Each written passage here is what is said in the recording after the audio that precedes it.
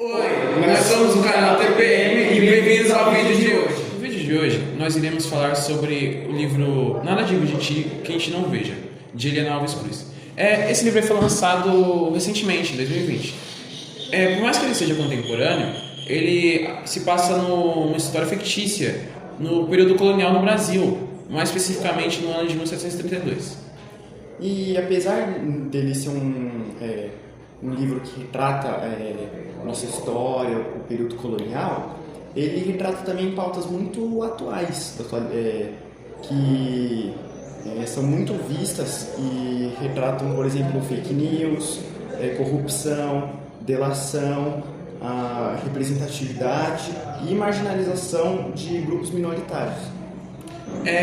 Eu acho que dá pra gente relacionar, mesmo que o livro se passe séculos atrás, 3 séculos atrás, a gente consegue perceber como tem muitas coisas que a gente tem que mudar na sociedade, e com urgência, porque são coisas que vieram do período colonial ainda, só que ainda estão permitentes no mundo contemporâneo, só que não fizemos nada que realmente mudasse pelo próprio sistema, na sua própria estrutura. Existem poucas medidas que tentam diminuir a desigualdade, só que continuam permanecendo na sociedade.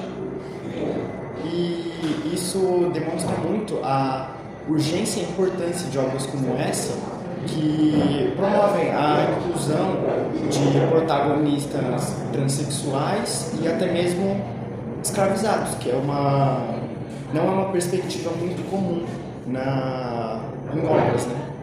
E isso aumenta a nossa representatividade e a luta por direitos igualitários. Caso você não tenha lido o livro, eu acho que é importante que você leia antes de você prosseguir para a próxima parte do vídeo. Porque a partir de agora a gente vai dar um pouco mais sobre a nossa opinião, sobre a nossa leitura e alguns pontos que a gente pegou e que a gente gostou ou não gostou na obra, que a gente sentiu que dava para ser melhor desenvolvido ou não. E também a gente acha que é importante que você desenvolva a sua própria opinião, porque se você só ver esse vídeo antes de você ler a obra, você vai tentar ir pelo nosso viés, você vai ler a obra pensando no que a gente achou e você vai começar a identificar os padrões nas coisas que a gente fala, em vez de você ler sozinho e tentar formular uma própria opinião.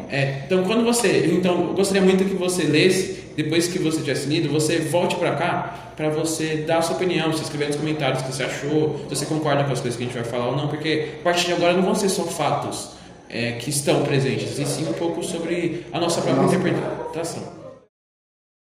Bom, uma coisa que eu achei bem interessante no livro foi a escolha do narrador, né? Porque ele é descrito como tempo e ele é apresentado como que tempo.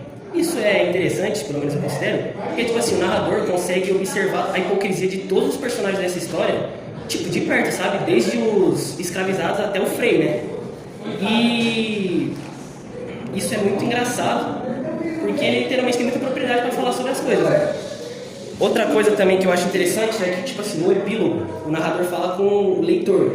Ele fala exatamente, abre aspas, nada disse, digo ou direi de ti que em ti não vejo, fecha aspas. E isso é uma jogada de mestre, eu considero, porque meio que força a gente a prestar atenção na nossa própria moralidade, sabe? Aí eu achei isso um ponto bem interessante. Outro ponto que eu achei interessante foi o desenvolvimento dos personagens, em específico a figura do padre Diogo Muniz, porque ele, tipo assim, não é um vilão simples, assim. Ele é simplesmente o cara que acaba com a vida da família, basicamente. Porque, tipo assim, ele é movido, né, por uma opressão sexual e emocional e também pelo um ressentimento de rejeição, né? Porque, tipo assim, ele não conseguiu ficar com a pessoa que ele gostava, né, o Felipe. E aí, a cena lá em que ele tipo assim, vaza, né, ao público o diário dele, assim, e ele meio que fala todas as verdades para se redimir com o povo, eu acho bem irônico, sendo bem sincero, né? Porque, tipo assim, o cara era padre, se redimiu desse jeito, mas se a fé dele, tipo, se resume de uma maneira dessa, egoísta, hipócrita desse jeito, né? Eu acho isso bem irônico. Outro bagulho, uma ressalva, né? É que, tipo assim, a leitura inicial, assim, o começo, durante o tempo de conspiração, é bem lenta, assim, a narração, sabe? Isso é uma coisa que me incomodou. Mas, pelo menos, a autora conseguiu compensar isso no decorrer da história. Porque o ritmo fica absolutamente frenético a partir do momento do julgamento no Santo Ofício, sabe? E aí realmente fica bacana o negócio. E uma coisa que chamou bastante a minha atenção, minha atenção, foi o desfecho do Felipe com a vitória. Porque a autora meio que deixa em aberto assim o que acontece com ele, sabe? A cena do Felipe lá na praia de São Domingos, tirando a roupa e se deixando boiar, meio que sugere que ele cometeu um suicídio. Mas aí, o narrador fala que... Ele fala uma frase, ele diz... ele disse assim, que talvez eles tenham se encantado como espíritos e... Caramba, eu chapei, hein? Se encantaram como espíritos em outro mundo. E aí meio que fica pensando, será que tipo assim, eles se encontraram, assim, se juntaram, aí o amor deles se eternizou, sabe? Tipo, se eles conseguiram viver em um outro mundo astral, alguma coisa do tipo. Porque também é citado que a última vez que a Vitória foi vista, foi abraçada a um homem nu com cheiro de mar. Que faz uma referência ao Felipe, né? Que tava pelado e tava na água. E aí eu achei engraçado, porque mesmo nesse mundo com muita opressão assim, e que eles não tenham conseguido sobreviver a isso, possivelmente o amor deles se perpetuou pela eternidade assim, de um jeito espiritual. E isso foi brilhantemente poético. Pelo menos é o que eu considero. Bom, eu também gostei do livro, como que ele falou. Achei uma... Eu gostei mais pelo fato do livro... Você vai lendo ele e você vai, tipo, desinteressando às vezes um pouco, porque é cansativo e tal. E aí, quando você vai desistir, ocorre um acontecimento que, tipo, te deixa vidrado no livro e vai te pegando sua atenção e tal, e assim vai até o final. Também gostei que nos últimos capítulos ele prende demais você, porque com julgamentos e tal, você fica apreensivo para saber quem é que está entregando essas cartas, quem é que matou os porcos e deixou na porta da casa da família. E também eu achei o final muito aberto, não gostei tanto dessa parte, porque não falou muito sobre o destino do Zé Zavalu, que eu acho que é um personagem que poderia ser o principal, porque as histórias que acontecem com ele, o que ele passou no livro, foi muito interessante acompanhar ele, não só como a Vitória, o Felipe, mas o Zé Zavalu também, o Quitério. E gostei do fato da narradora trazer esse questionamento de que as coisas que aconteciam desde o século XVIII até hoje acontece de forma até igual, por exemplo, a corrupção, a perseguição religiosa com as pessoas que de matrizes africanas, com a discriminação das pessoas LGBTQIA+, e é isso. Eu, por exemplo, quando eu terminei o livro, eu tive uma primeira impressão estranha.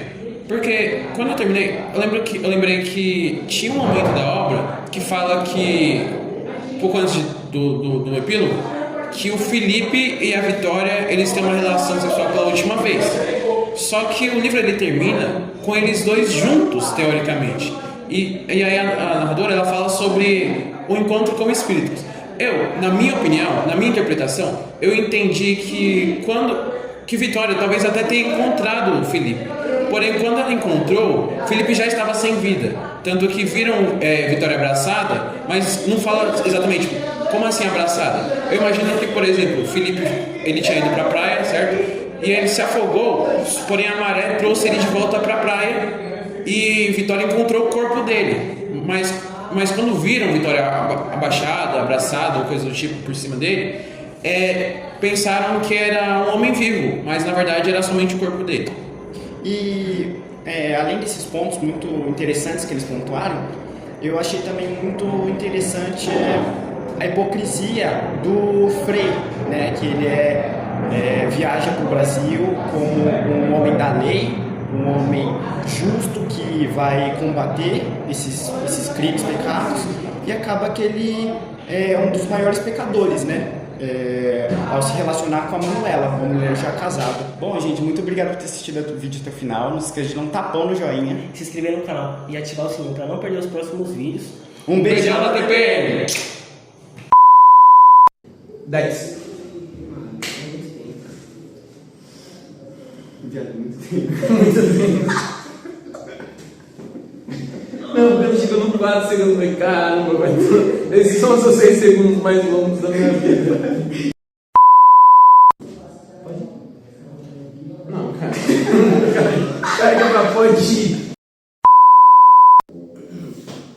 Ah, não tá vocês aí. Ficou com vontade de rir, cara. A cara dele. Não, ri agora, que você não ri do vídeo. Não, pode rir. É verdade. Solta Não, essa pireia de vocês. Não, consegui fazer já. No vídeo de hoje falaremos sobre o livro. Eu esqueci o título do livro, não acredito numa vez. Nada de seguinte, não. Ó, vou dar um tapinha só pra... Dá vontade de rir, velho. Se Deus tapa aí. Deixa ele ir.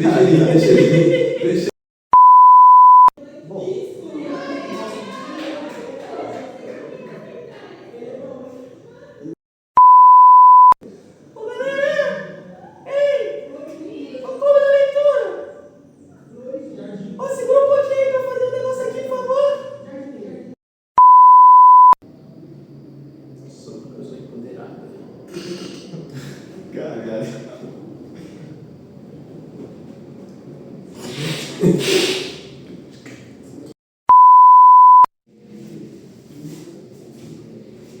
Mas será que esse livro não cai? Poxa, só dá um chutinho.